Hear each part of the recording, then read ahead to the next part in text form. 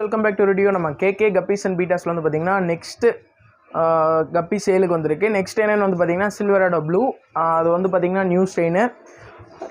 அதனோட price range வந்து பார்த்திங்கன்னா உங்களுக்கு பேர் ஹோல்சேல் ரேட் வந்து ஃபஸ்ட் சொல்லிடலாம். ஹோல்சேலில் வந்து பார்த்திங்கன்னா எடுக்கும் போது உங்களுக்கு பேர் 110 ரூபா வரும்.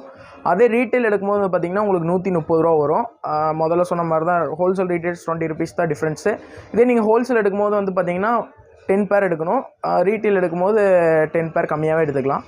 வாங்க நம்ம ஃபஸ்ட்டு ஃபிஷ்ஷை பார்த்துடலாம்.